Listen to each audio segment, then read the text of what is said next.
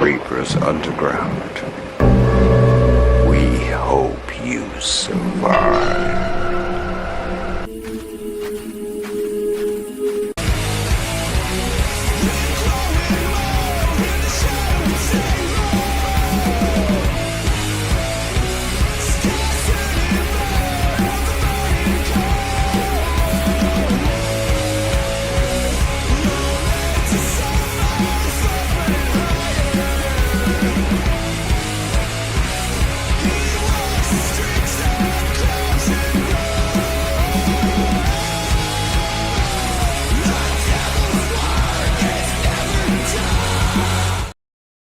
That's right. The devil's work is never done because I'm working a double tonight, demons.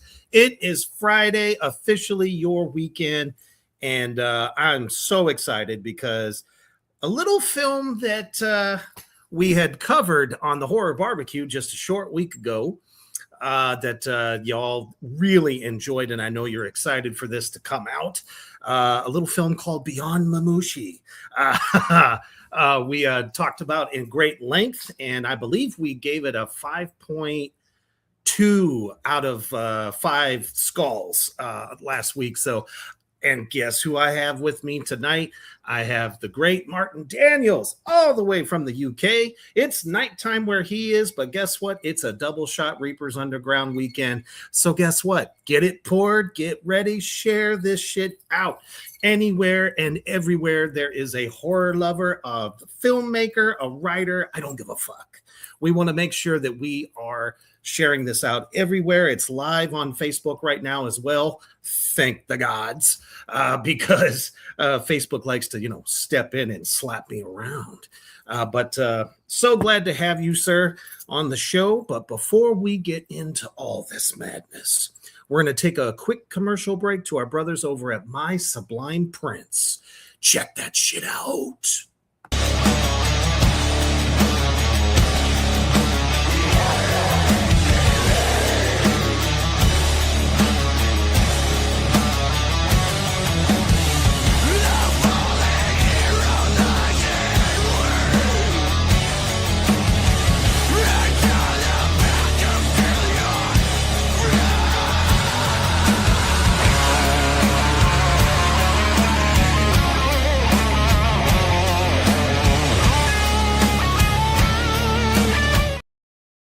That's right. If you have an original idea or you just want to make a really cool horror shirt, My Sublime Prince, they are super fast shipping, high quality, one low price. Check them out on Facebook now. All right, as you're all filing in, say hello to the great Martin Daniels. How you doing, brother? I'm doing good, and thanks for having me on the show. I appreciate it. Absolutely. Your film has done something to us here at the Underground. It was definitely one of the most refreshing films that I've had the pleasure to review in quite some time. And I've been doing these reviews the last couple of years. I never actually used to do film reviews, but I've really been enjoying it. And this one was just, especially being independent, it's so refreshing to see something in the thriller genre. We don't get a lot of those. Most independent horror films, being made in the US at the moment is mostly a little bit more on the gore side, slasher side, all the tropes in the horror genre. So it's great to have a good psychological thriller. We were just kind of blown away by it. As a matter of fact, Aaron says, Martin, your film was next level greatness. An absolute blast to have you here on the Underground. Seriously, we the thriller genre, I think, has kind of been overlooked. Is that something you might agree with? Yeah, to be honest with you, thriller's a word that I don't really like. So I have to be honest with you. That's fair. Yeah, it's the worst Michael Jackson album because Off the Wall is so much fucking better. But trust me, there was no Michael Jackson reference in that whatsoever. Not to dote on the word thriller too much, but I think that for me it reminds me of one of those Wednesday night like films on UK TV on about 9 o'clock at night, and it's just one of those usual. It's one of those things. It's a thriller, and it's like, oh god, you know. But the horror genre, yeah, I understand that it actually has more relevance. The word thriller, and it's in my book anyway. It's more acceptable. But yeah. But all due respect to you for calling it that, and yeah, I do think that that genre is overlooked in horror because everybody goes for maybe extremity or this and that, and it's all about kind of, you know, for me personally, like getting under people's skin when it went film and pulling the audience into the screen, and making them feel uneasy, not for the sake of it, but if the story requires it, then you know you want to just really get under their skin and a lot, you know. And with this film, it seems to be working so far, but you know, maybe it is an overlooked thing in horror. Yeah, thriller. Well, I mean, we just don't get a lot of psychological mind fucks, is what I like to call them, where you know you're thinking one thing, you know what you're understanding as you're watching it. You think you know what's happening, and then a twist gets you, and then another twist gets you. I love those. So I guess I would almost call it more psychological horror than thriller, but. You know, we kind of look at both of those together as one entity. And I think that's what really kind of blew us away, not to mention the grittiness of it. You created sadness just by, you know, the background. Was that kind of your original direction when you were trying to, you know, start the story, to just create that feeling like she is just in deep sadness, and the actress really brought it. Karina Jane, yeah, phenomenal in talent and phenomenal person as well. Such a good friend, great person. I think that, yeah, I wanted to convey the sadness in the film. Also, I wanted to convey the cruelty and the unfairness. So, you know, all these things kind of wrapped up, you know, so it wasn't going to be a happy story. My previous film was a dark comedy, so I kind of wanted to go on the antithesis to dark comedy and create something really opposite than that. And this was the perfect story to come up with for this, yeah. But it stinks of sadness, let's put it that way. It's like from the beginning, and of course, you know, music or lack of music really kind of helps to shape that feeling, because we could just feel like she could barely breathe, you know. She's kind of trapped, you know, in her own psychosis. And one of the big questions we had, I know Morty he told me last night, he was like, we gotta know, how did you get the home that you shot at? It seemed like no one was around. And, you know, usually when you think of a cityscape like that, there's people walking and doing stuff. How are you able to block that all out? We didn't actually like take any, so it sounds a bit odd, really. We didn't take anybody sort of like, you know, hit team. We didn't AI anybody out in that way. No. Like, we AI'd a car out of the film because it was in the way of the door. That was the only AI that was used.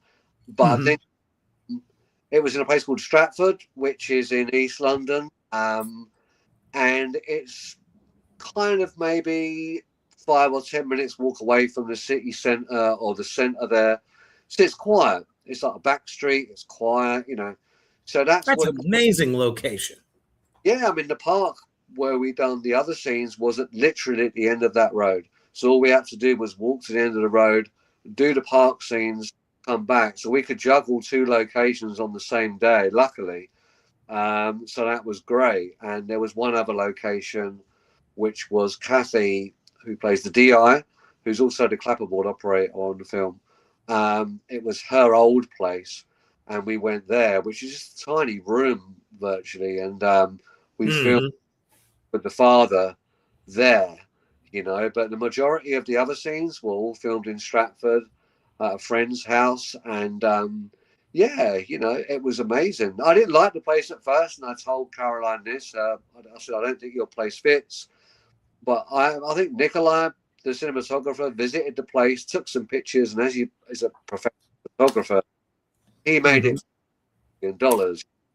So I visited the next day this place, and as soon as I walked in the door, bang, this atmosphere hit hit me, and I was like, "This is the place. I don't even have to look into any rooms. I'm in the corridor. This is where we got fucking film." And I knew it. As soon as she opened the doors to me, I looked behind her, give her a hug, look behind her, and thought, "This is it. I can feel it. I can feel the whole house coming out at me." And that was how I. Wow. Yeah. It seems to leap right off the screen. You know what I mean? It's like you already get a sense or a feeling that something's not right with this house.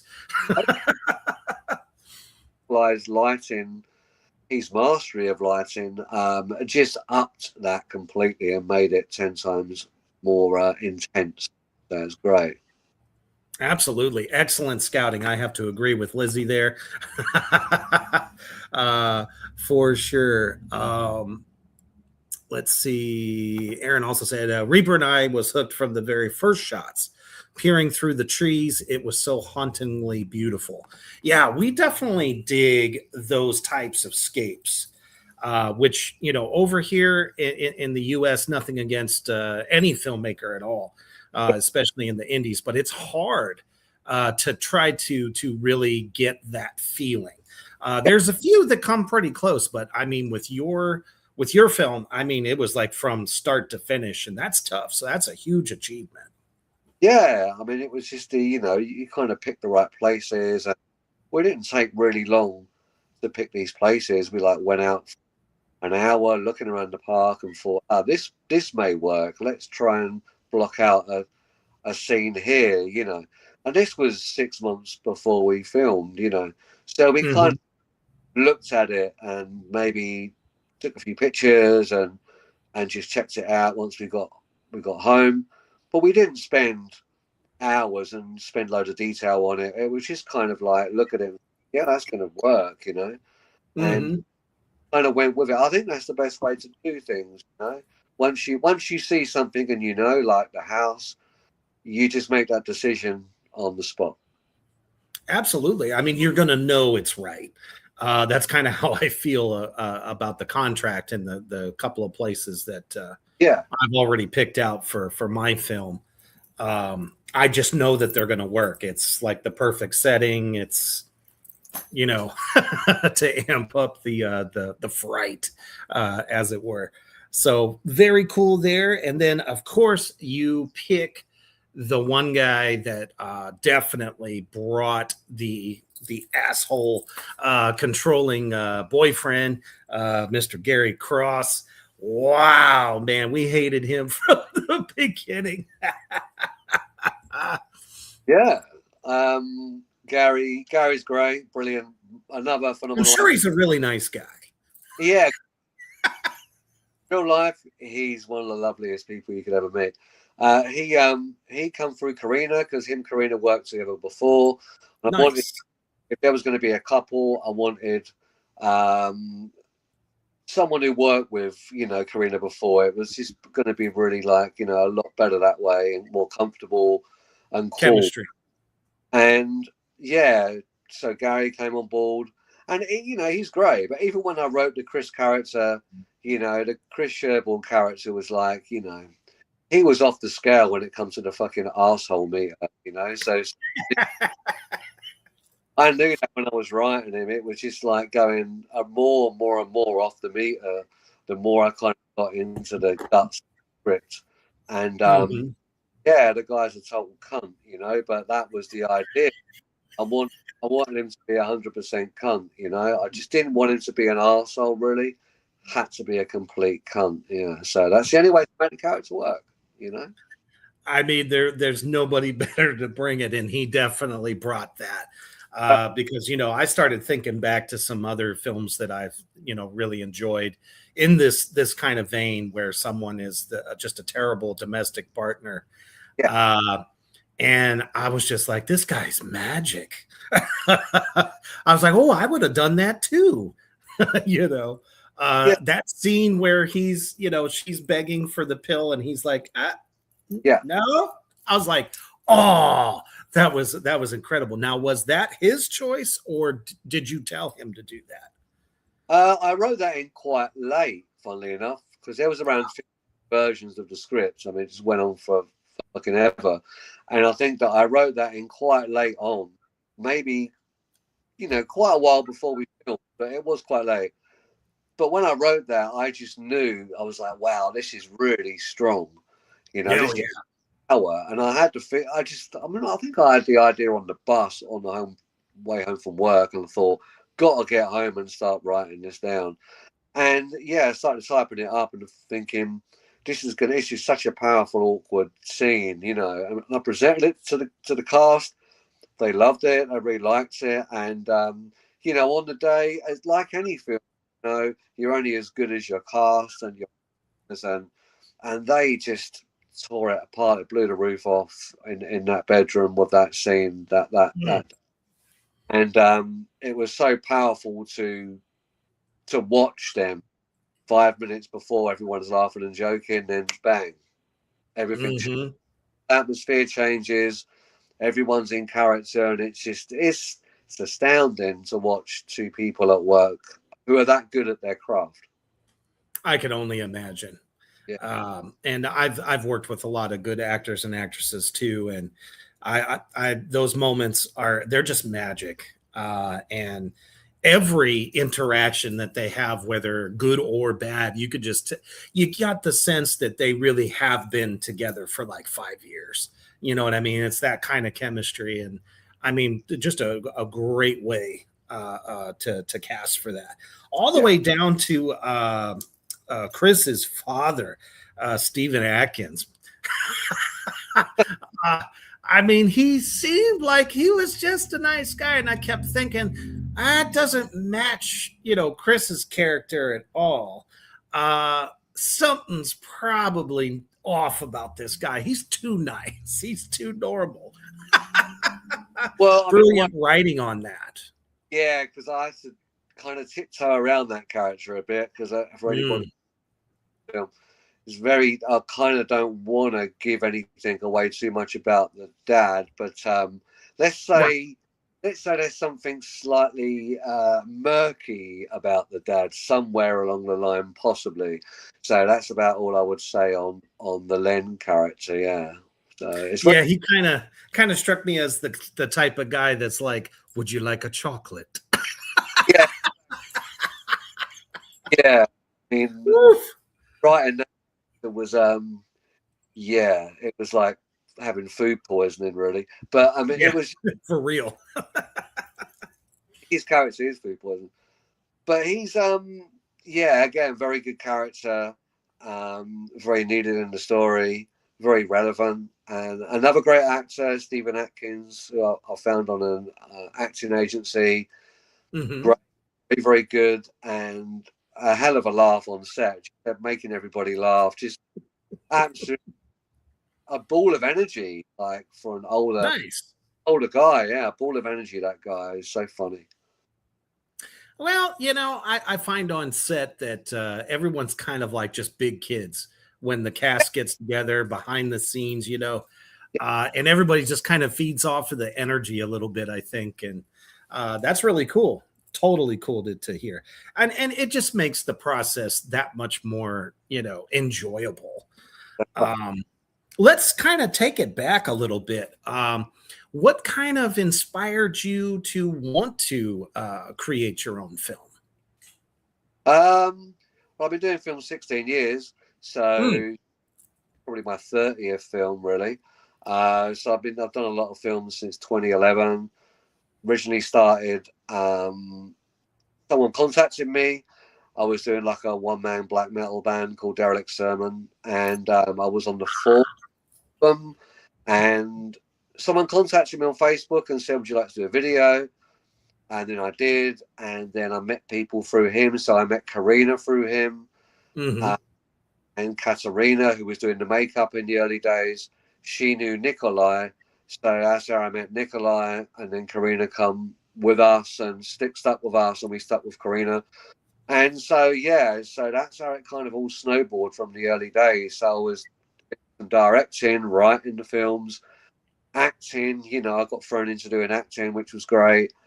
Nice. And I learned a lot. But then once I met Nikolai in 2015 through Katerina, then I really did start to learn. So the early days were really straightforward films, people getting killed in 5 seconds, stuff, getting your mates in to do it. I had no idea about scripts. I was absolutely fucking rubbish. Everything was in uppercase. I had no idea. And then he started to say, do you want to do this professionally? You need to start doing this, this, this, and this. And he really put me through the Zen. Nice. Zen philosophy of, you do something right, you get beaten. You do something wrong, you get beaten. So, theoretically speaking, as So, he put me through it, and that was great. Teaching me exposition and a lot of stuff. And I learned a lot of people skills over the years, and come down to this film, really, and the last film as well. They're the last two films are the ones that are the most professional and the most got the most service with, and we've all got the most service with on the cast. So in the early days, it was haphazard, but you start quite gradually, and then you build and you learn, and I've come to this point, but still got a low bank account, still broke, still don't give a fuck. I love it. We're not in this to get rich, damn it. It's never gonna happen. We never cared about that in the first place. And that's why independent film is as awesome as it is, because literally no one has, they're not getting $100,000 to do a film as an actor or even just a filmmaker. It's a lot of grit, a lot of out of pocket, in some cases crowdfunding, which is a fucking nightmare. I have that to look forward to coming in July, but I think I've done pretty good in the marketing area, which is something that I've always been doing since my band days. And speaking of black metal, woo! Would you consider yourself first wave, second wave, atmospheric? What's your style of black metal? Well, it's funny to say that, because but I was going to get these out later, but you've actually brought it in quite early where I'm out now. So well, you mentioned your project, so I was like, oh, I want to know. Well, I'm a huge black metal fan. All my kind of metal records date back to 1982, and they're all original. So I kind of go from the beginning of black metal. So let's say Morbid Tales, Celtic Frost. Yes. So the beginning is where it is for me, like Venom and Bathory and Destruction, and all those bands, and Celtic Frost and Hellhammer. And that's the beginning. The second wave, some really good bands in the second wave. Some of it's politically fucking shit and all that rubbish. And so you're not a big Cradle of Filth fan? I really like they were politically kind of really cool, but I like the first album a lot. It's a favourite album. Funny enough, Paul Ryan, who used to be the guitarist on that album, produced 2 records that I was on, engineered them in a band called Scout Block, Power Violence, hardcore band. And I still know Paul really well, and he's a great guy. But as black metal is, the first wave is better. I think it's raw. It was, and it was more individual. I think the second wave, a lot of it sounded the same. Agreed. Broke up by the third wave, maybe like Watain and bands like that. There were yes, great live well. I'm really big on Belphegor right now. Oh, really? Okay, cool. I just think the first wave had something, and it wasn't called the first wave of black metal when I was a No. teenager. All that at all. It was kind of, it was caught up in the whole tsunami of thrash metal, and no, you couldn't really kind of separate it. But once this kind of Norwegian black metal, or true Norwegian black metal, come in, so then it became like, oh, that was the first wave. You know, really, was it? You know, it's news to me. So, it's I don't know, like they're very individual, them early bands. Hellhammer didn't sound like, you know, kind of Bathory, and Bathory didn't sound like Destruction. Sodom didn't sound like Destruction. They all sounded quite individual, but similar. But I really love all that stuff, you know. Big part of my. I mean, Mayhem was really original too. I don't think that Mayhem sounded much like Gorgoroth. You know, I could definitely see two different, you know, styles there to a degree. Yeah, totally. I mean, Mysticum were my favourite band out of the second wave, just for the fact that I had a drum machine, and it was like two guys. And I think the best black metal vocalist was the Mysticum vocalist, because I really loved them rasping vocals, and he wasn't trying to be like everybody else, you know. And witch cackles. idea, you know.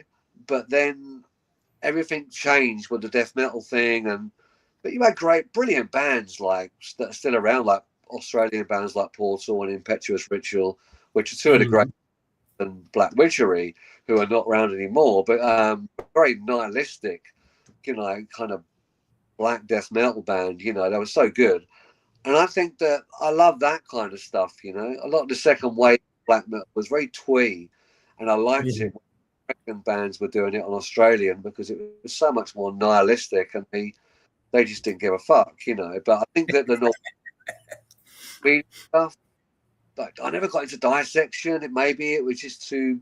They were trying to be like Maiden, and it wasn't good enough for me, you know. It was like, you've either got Maiden or you haven't, you know. So right. I just think that a lot of those British Norwegian bands fell away for me. It was like, God, where's the bass gone? Where's the power? Where's the nihilism? You know, it sounds like a hoop. So, and that was my kind of. You know, I'd rather put the washing machine. Yeah, I mean, it was the nightmarishness that I feel that needs to be there. There's a newer band. Well, I can't really say that they're that new, because they have been around for a minute. But I fell upon a band called Thy Antichrist. They're a little bit more on the scary side, and I love that because I love the theater mixed with the music, and I think it really does bring it. I've always been a fan of Behemoth as well, but these guys, you know, they really kind of like make themselves look like demons coming out of the abyss, and it's not hokey. That's kind of the crazy part. You might want to check them out too. Very good band. Yeah. Could you ever see like some of these, you know, your love of music influencing any future projects that you might be doing? Well, I mean, you know, dare I say it, the film Lords of Chaos kind of really influenced Beyond Mamushi, because I was really influenced by prosthetic work in Lords of Chaos, and lo and behold, that is incredible to hear. Yeah. Film, I tried for 6 months to get a prosthetic artist, and it failed because there was no one good enough. And then finally I got in contact with someone, and it ended up the prosthetic that we used on Beyond Mamushi was the one that was used, the same rig as what was used in Lords of Chaos by Martin. So it cost me a bomb to buy, but we used it, so I kind of got exactly what I was after. It took a while, but perseverance, sometimes it pays off, and I'm really glad that his name's on the credits. And the film, people slag the film off, but I think that Lords of Chaos couldn't have been done any different. It was always going to be that film, no matter how people did it. And it's always non-filmmakers that really slag these films, and have a go at these films, it's never filmmakers, like, you know. So it's almost non-filmmakers. No disrespect to them, but they don't understand, you know, unless you write a script, you fail to understand the mechanism and the workings of this kind of procedure. And I think that Laws of Chaos, as cod and cheesy as bits of it are, couldn't have done any different. And it's a brutal film. It's more brutal. Oh, it's brutal as fuck. I mean, the Euronymous Varg scene at the end. Yeah. It's absolutely brilliant, you know. Much better than any horror I've seen for years and years, you know. So and practical effects, you know. Yeah, hats off to Jonas Ackland. I know he keeps dining out on this Bathory thing, that he's the Bathory drummer. All right, he was the Bathory drummer, but he wasn't on any of the fucking records. So I don't know why he keeps out, it's my band. It's not his band at all. It was Gautam's band. So I was a bit... Yeah, maybe he was the touring drummer, and sometimes, you know, the touring drummers versus who actually did the drums on the records feel like it's their band because, you know, they're touring with them. I don't know if they ever played, did they? I don't think they ever played. I think there was always a studio entity, and I think that wasn't on records, that, especially the early ones, wasn't on that first one, and he wasn't nowhere to be seen, you know. It was like a one-man band, you know. So I don't know, but that was a bit confusing. Apart from that, he's really good at what he does, you know. I can't him, so he's just got to, you know, keep the ego going, I guess.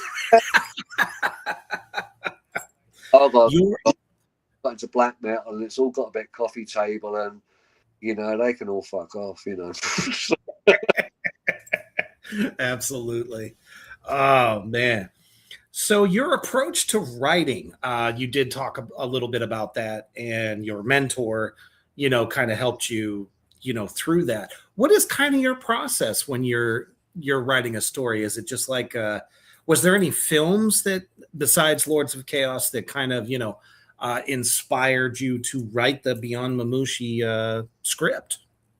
I think, like, stylistically, yeah. I'm not script-wise, not really, no. But stylistically, the film, I think, you know, things like Michelangelo Antonio and his 1966 film Blow Up, you know, set in Swing in London, because he's a classic Italian director, and he uses a lot of space in the films, you know. There's never no rush or anything.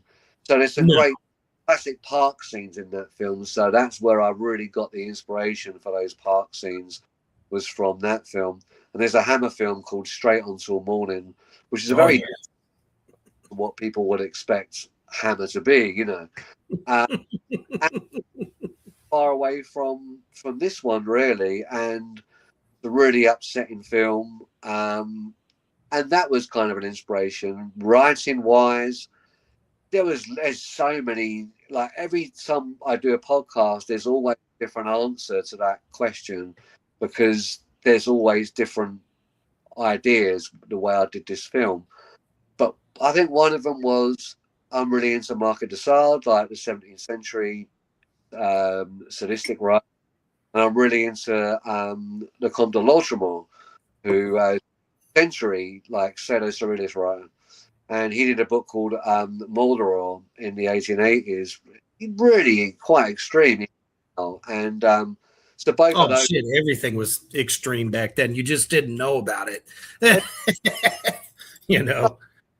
Prison, you know, so back then was like crazy for writing. But I think that, yeah, that I wanted something cruel, and their writings are really cruel. So that kind of inspired me. And also, coming out of that, coming into more reality way, much more of a reality way. A lot of people that I've known over the years, a lot of friends have gone through domestic abuse, and it's something I highlight. And as I always say on podcasts, it's a life imitates art all the time. Or I should say, art imitates life. That's what I meant.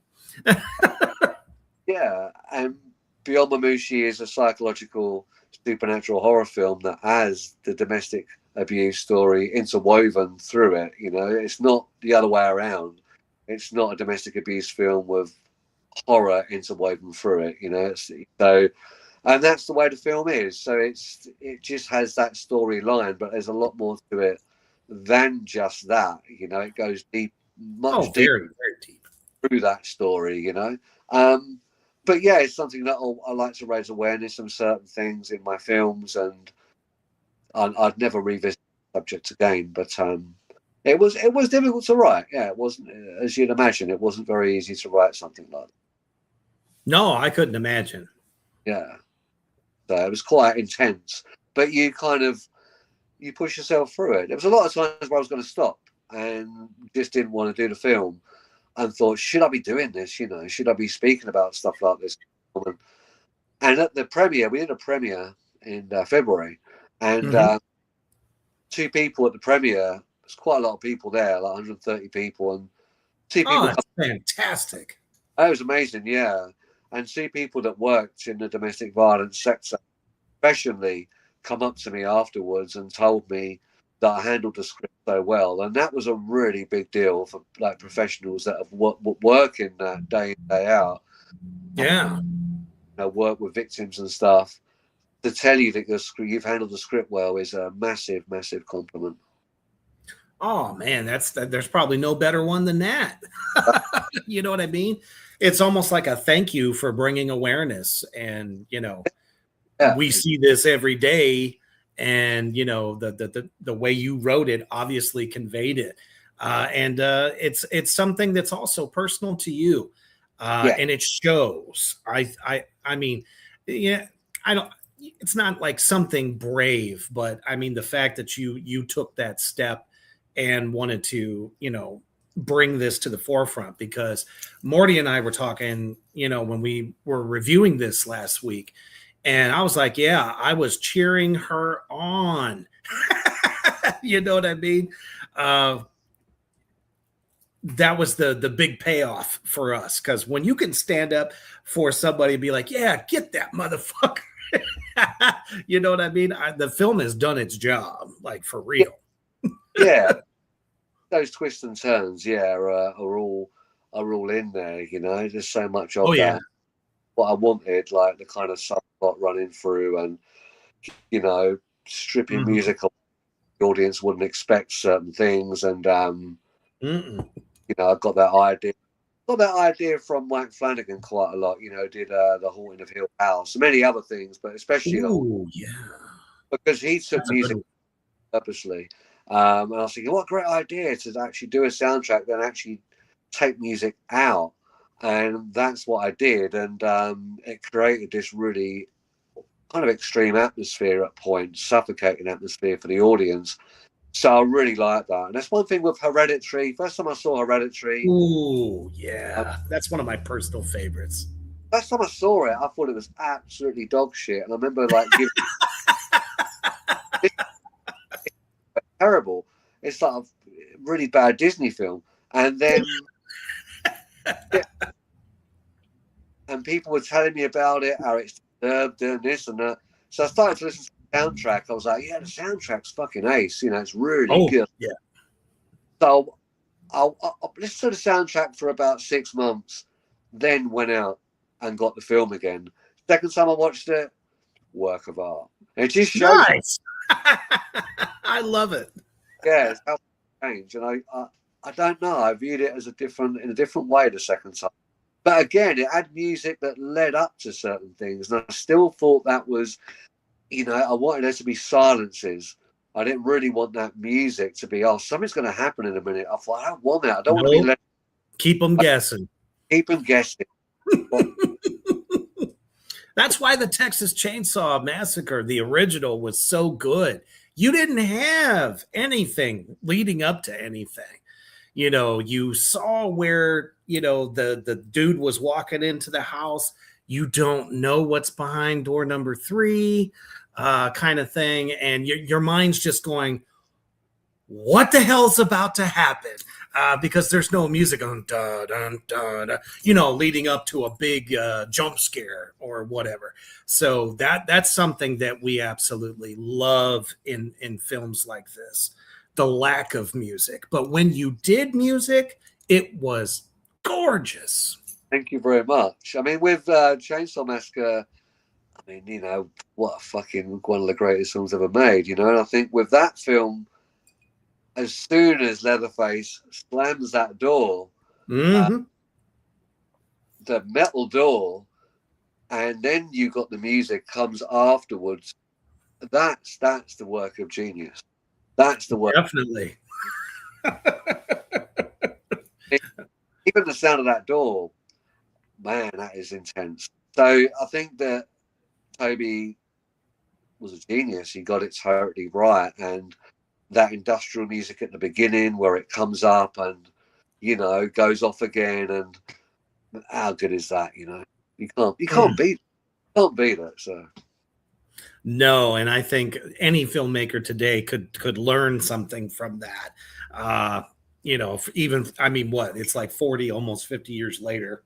Yeah, 74 was it? Yeah, I mean, it's kind of, it did the test of time really well, and but saying that, you know, the 1978 Halloween's done the same. It's a very different beast to Texas Massacre, but still, it's got that atmosphere that it encapsulates within it, and that's the whole work of genius of the film. Yes. Different director, but I think John Carpenter, well, that film is amazing. You know, what can you say about that? You know, it's faultless. Absolutely. And he was another musician. So he really understood the idea of music and how music can correlate with the film. It's very good. I mean, he still is, still plays live and still does stuff, and absolutely amazing. Another genius, you know, and a big inspiration.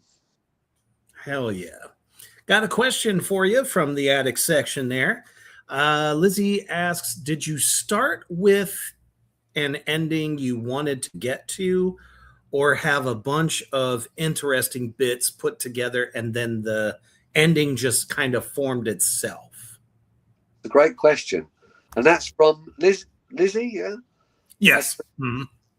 Really good question from Lizzie, yeah. And I started bang in the middle of the film, and I started with probably one of the most extreme scenes in the film, because I was thinking, okay, what can I write that's going to be really over the top and kind of out of order that people are going to hate and I'm going to hate? So I started with that scene, and I built the film around that. So I thought, well, I've got a scene in the middle of the film. Now I've got to create a film around this. And that's what I normally do with films. I never start begin or end. So I go back to the beginning again and then start to travel through the film like a journey past that scene I started with, and then go to the end of the film. So, or start at the end, go backwards. So there's that kind of stuff. But yeah, I started in the middle and kind of spiraled around the film with the rest of the story. Yeah, that's how I did it. So I always start with the really gory, violent, horrible, extreme scenes first, and then write all the other stuff afterwards. So no, nothing wrong with that.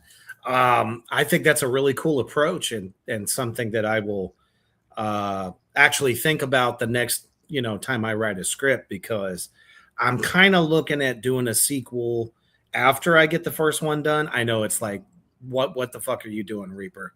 Why are you thinking about movie number 2 when you haven't even done the first one yet? But ideas have been starting to like ping, ping, ping, based off of, the script that I got. And I'm like, oh yeah, I could do this and I could do that. And it's definitely not the beginning. So I could see how that could be a way to build the rest of the story around one of those significant moments. Yeah, totally. It's a great question as well. Thanks, Lizzie. Yeah, it's really, really good. Hell yeah.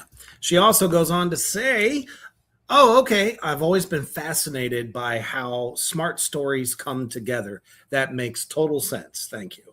Yeah. It's not that far-fetched, in my opinion. It makes us wonder, like Stephen King, did you start with page 1 or did you start with page 50? We don't know. Yeah, it's fascinating. It's really good. I like to know sort of people that I watch their films or read books and where they started, where was their starting point. And I'm really fascinated by that personally as well. Oh, hell yeah. Um, what was, oh, shoot, I had it. It was there. It was in my head. The supernatural element, was that something that you thought about in the beginning, or did you kind of build the supernatural element into it after you had, from the point that you had started? Um, yeah, I kind of had it from the beginning. It was Nice. there. It was there, but I wanted to approach it differently. I wanted to do something very different with it, not be obvious with that kind of idea, and it works really well in the film. Yeah, so, but it was a difficult one to do and to think about. Like, it took a lot of thinking about to get it right and make it non-obvious, I suppose. You know, and it worked. You know. Oh man, big time. Because it's like, when we see the scene when they're a happy couple and they're moving into this new place, but yet, this book stops them right dead in their tracks, half in the light and half in the dark.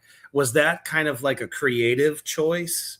Because I thought that was absolutely brilliant. Because, there's no light on in that room. So it's a dark doorway, but you can see half the book. I thought that was killer. That was kind of maybe just by chance and stuff, but it just worked, you know. It definitely did. I was like, ooh, they found a book. Something is not right with it. But I didn't know it was going to lead to what actually unfolds. Right. You don't want you don't want the whole place lit, and you got No, definitely not. that I moment. always thought that shadow work within films, not like the pseudo metaphysical sense, but the sense of shadows in film can create feelings. You can. I mean, imagine doing a remake of the Cabinet of Dr. Caligari, you know, and it was Oh my goodness! work, wasn't it? That's going to work in black and white. It's only going to work at that point when it was made, and that's why the original Nosferatu in 1922 looks very different from the Robert Eggers. Nothing wrong with the Robert Eggers; he's fucking great.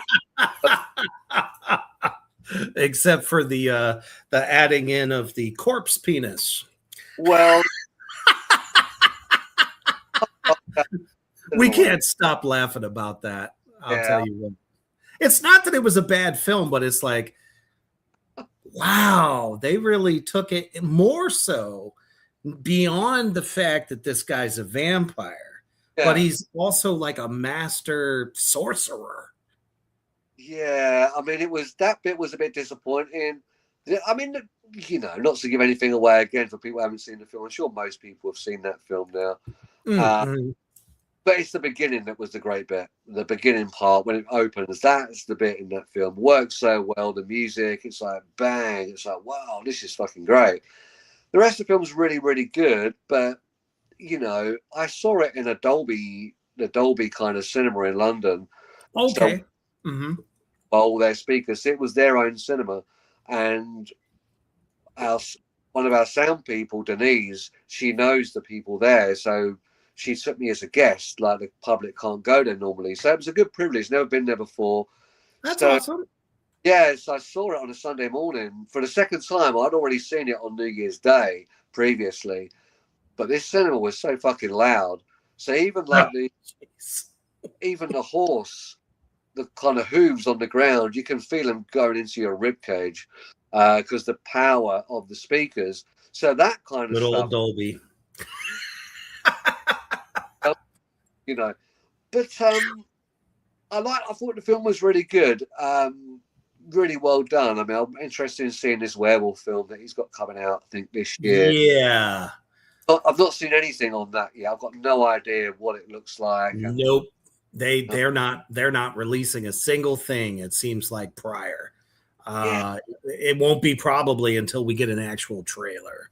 That's what it seems like. And Eggers' best work was The Witch. Yes. Great genius. You know, we met him outside that Nosferatu screening. Oh, no shit. Wow. Really nice. A really, really, really nice guy. And I said to him, you know, thanks a lot. You know, it's a great film. And he said, thanks so much. He's like a really nice guy. And the soundtrack guy was there. He seemed a bit more aloof. I really wanted to speak to him, but he looked a bit kind of, I just didn't bother. But Eggers was cool, you know, and so yeah, he lives in London now, so he's always like in records, okay, stuff like that. But I just think The Witch is such a great film, such a great soundtrack by I think Mark Kovac, I think his name is, because he makes instruments and very unique soundtrack. That very, very good. Aaron says, yeah, it's a way to get the unpleasant scenes out of the way and keep the rest of the writing process lighter in tone, I would imagine. That's very good. I mean, yeah, I mean, I got the unpleasant scenes out of the way and then went into more unpleasant scenes, but in a different right. That's the way it works in this film. Like, everything's unpleasant about this film, apart from one scene, which has some positivity, but that's about it. But the rest of it is just bleak as fuck. Yeah, and that's the idea. It's meant to be bleak as fuck. It's not meant to be nice at all, you know. So that was the idea with this film. Of course, not to, you know, we're not going to give too much away because we want all of the demons out there in Black Flame Land to check this out once it is officially released. That ending scene, you know, it's probably going to sound weird for me to say, but there was something unworldly, unsettlingly beautiful about the resolve of the film and how it ended. And, you know, not from a, you know, special effects kind of thing, but you felt like a release, if that makes sense. Yeah. For this young lady, everything she's gone through. All right. Yeah, I thought you meant me, like, so my bank account could get slightly more. No. Finally, after being broke so long. Yeah, it's got a lot of that stuff. Yeah, that's all I can really say, really. That's all we're gonna say. Yeah, difficult ones. Even peripherally tiptoe around that scene is actually quite difficult. Yeah, very difficult. So, I mean, it was probably the most intense scene, and usually with a scene like that, somebody who feels like all is lost, you know, whatever, to make a choice, you know, like that. But the way it ends, though, where there's like this beautiful light that shines down in the middle of that park. That's kind of like what was so gorgeous about that final scene. It's lovely, yeah. It's really, really nice. That was such a big moment for all of us, and I felt really. And watching Karina act that out, yeah, I had tears in my eyes. Yeah, I can't lie. You know, it was a massive, massive deal to me. You know, I was worried about that scene for a year, and finally we were there doing it, and yeah, it hit me like a hammer. It was really intense emotionally. That big time. There you go. But yeah, I mean, for me, I mean, obviously, one person we haven't mentioned is Armour. You know, and I think Gemma Thompson, again, one of the most phenomenal actors out there. Great friend. She's incredible. She's just ice, completely icy, and the way she plays that role, and amazing. And people said she should have been in the film more, and I just think she was in the film just about enough. You know, it worked perfectly. I think if she was in the film more, it would have took away from the turmoil between the couple. At least in my opinion. Yeah, well, you're right. Yeah, it would have, and I think everything was just right the way it was timed, that film. And the most things people say in reviews is they want more. And I always think, and they say, if there was more, if they had a bigger budget, we could have got more. And I was thinking, well, no, it's exactly more money you get, the more over fucking blown it gets. And you start throwing, what were we going to put, like an A-team helicopter in there? It's like, what the fuck am I going to get more money? It's like explosions or this or that. So I wanted it as it was. I didn't want to. The prosthetics were as they were. As I always say, when they ask me about composing, I'd say rather than having like 10 keyboards in a room, I'd rather just have 1 or 2 keys and create a double album with them one and 2 keys, because less is more. I like to create something big with something really small, and I like that because the discipline on that is so much better than just having all these temptations, which can end up like a mess at times. And I like kind of reeling everything in, pulling everything in, and being disciplined and working with less money, smaller locations, and it makes you work harder. It makes us all work harder as a team. And as I always say, it's not my film, it's our film. It's right. I say the same thing. I don't ever go around saying, "Oh, it's my film." No, it's the cast, the crew, everybody. It's everybody's film. Our film. When we're on our kind of talking on our WhatsApp group, and always our film, and we're really proud of what we've done with our film. So it's a big achievement, and it's a great team. It's a really, really good team that got on so well. And I think that's what made the film even more intense, with the fact that it was great fun doing it. Believe it or not, something this horrible could be pretty good too, So they. Well, I mean, it's a passion project, and anything that is personal to somebody, I think there are directors out there that make stuff going, oh, I know I could market this here, that there. Hey, we're going to have a good time, and hopefully the fans love it. Great. And then there are those that are like, I really have been feeling this project for a long time. Yeah. And I've cultivated it, and everyone involved has immersed themselves in it, and it makes it that much more special. And I get that feeling. I really do, because I've been feeling it, leading up to the final shooting for the proof of concept that I'm doing. I'm just like, this is surreal and wonderful at the same time. But there's no other, feeling in the world. There's no drug that can replicate it. So I completely understand that.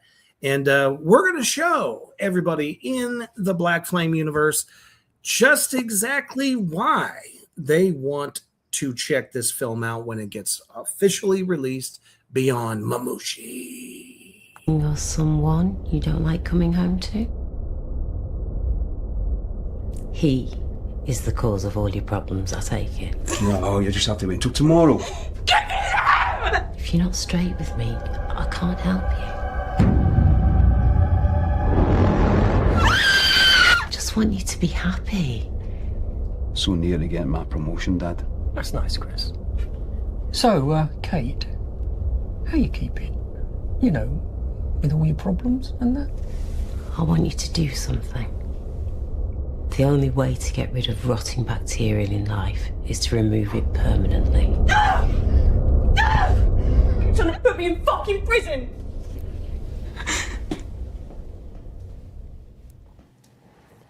You're already in prison.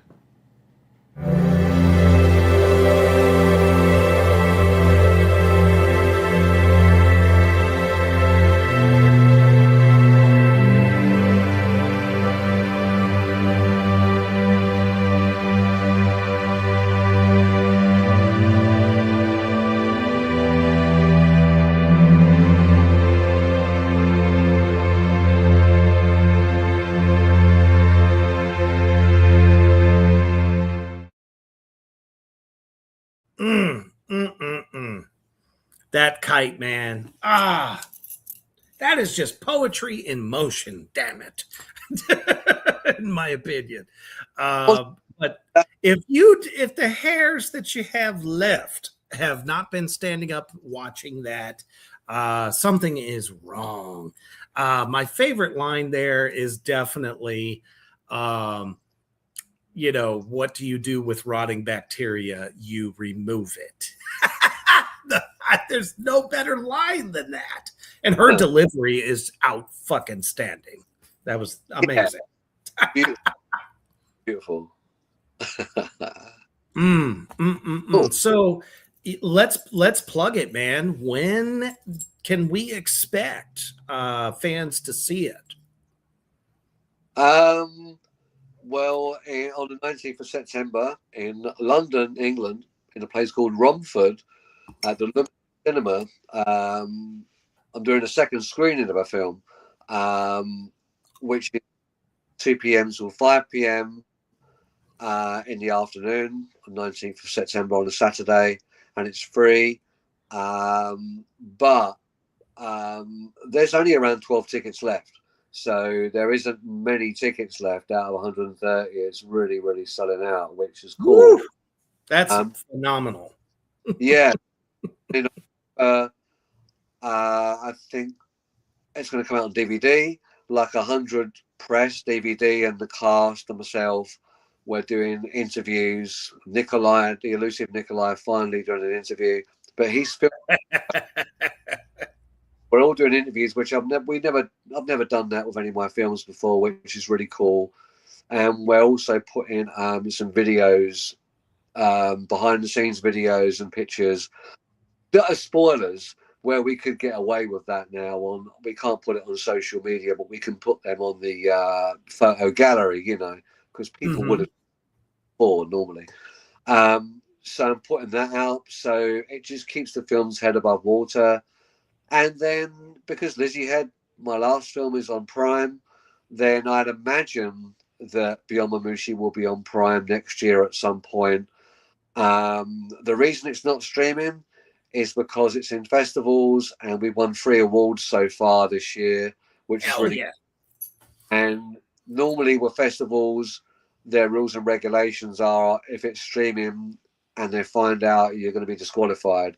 And so we have to be careful. And I like doing the festival circuit. I kind of really prefer that than the streaming at first, And definitely.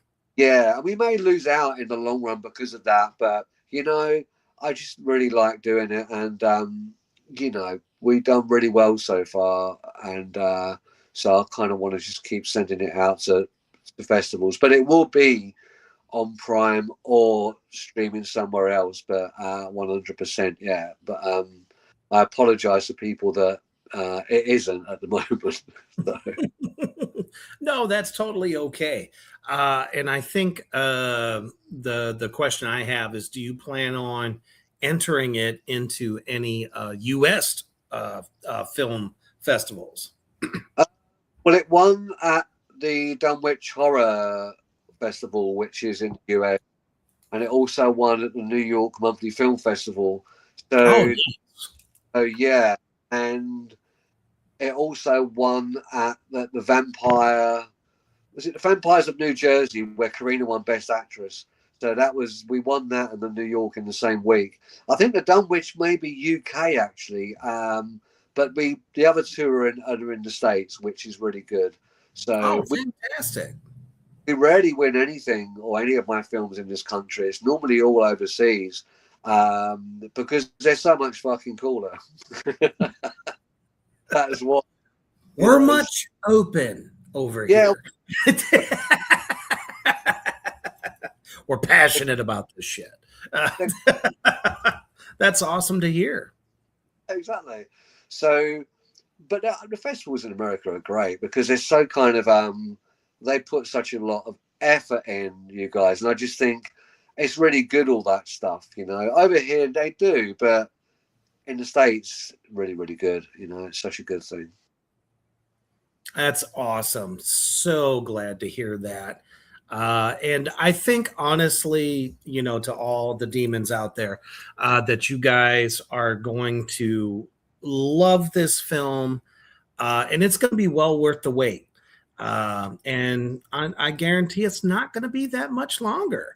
Once it runs its screenings and stuff, it'll be on streaming before you know it. And I can already tell you, Martin, that most of my viewers out there already have this on their list to check out, especially since we debuted it last week. Just from hearing all the passion coming from you about this,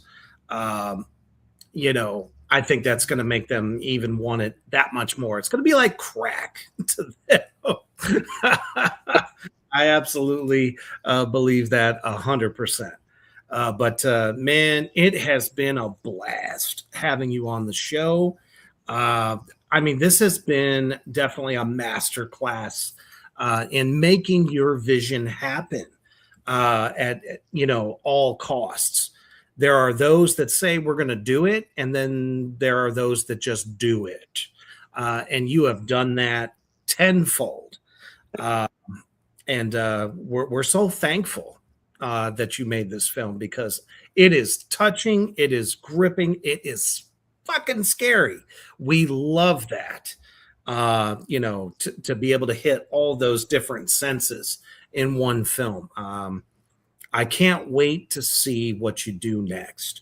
Are there any plans for anything in the future? There is, yeah, there is. But it won't be for quite a while, maybe 2.5 years. But yeah, it's going to be a horror film again, kind of crime elements, but it is going to be, yeah, upsetting. Yes, it's going to be pretty extreme, yeah. So nice. We'll see. But for now, this film is the one at the moment. So, but there is something else on the horizon, yeah. Nice. Where can everyone find you on social media? On Instagram, there's Beyond Mamushi Film. Also on Instagram, there's MW Daniels Films, which is my personal page. But also it has Beyond Mamushi, and it has other films and has stuff that, people that don't know me probably wouldn't really care about. And at the moment, that's it. Yeah, because I'm a dinosaur, I have and fucking threads and all this whatever shit that is. But I am going to do a TikTok and stuff and do that kind of thing, and I'm slowly kind of getting around to the facts of all this stuff now, but for me it's just another fucking password, so yeah. I feel you 1000%. I was told being 56 is like, geez, so up a tea. But I think that I am going to do TikTok because it's very beneficial to promoting film, and a lot of people that, like my contemporaries in indie cinema, they've all got that sort of stuff. So I kind of look at what they're doing as well and think, shit, that's a really good. So I do watch out what other people are doing and take some inspiration from that when it comes to doing promotional stuff, let's say. Yeah, definitely. I just hate that name TikTok. It just makes me feel ill, so just I started doing TikTok, I want to say about 2 or 3 years ago, and then as time went on, I was just like, I don't know, I just don't find a use for it.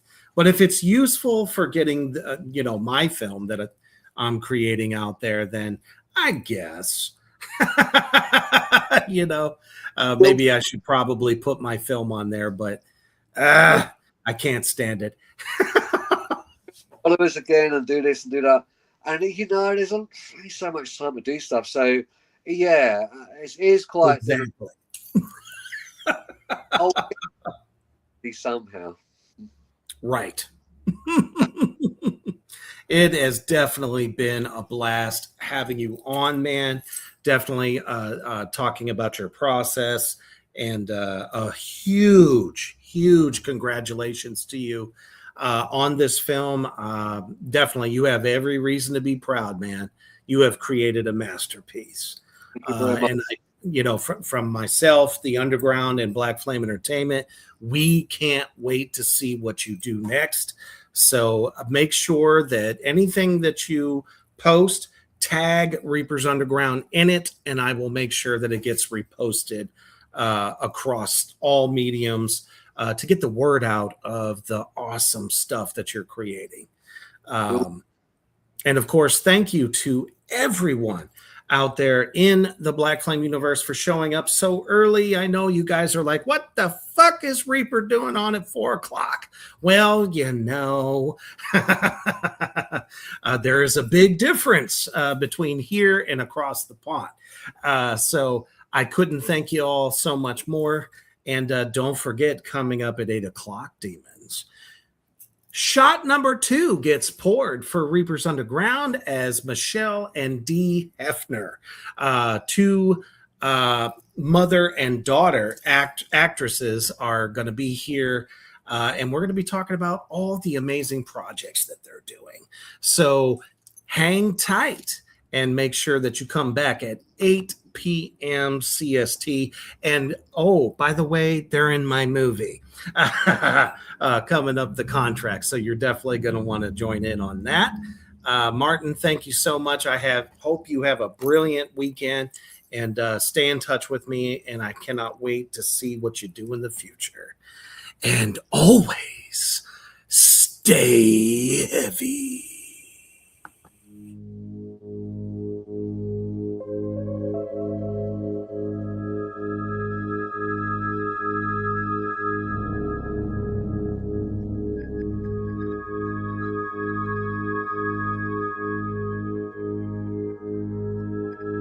Thank you for joining us on Reapers Underground. Stay tuned for more from Black Flame Entertainment.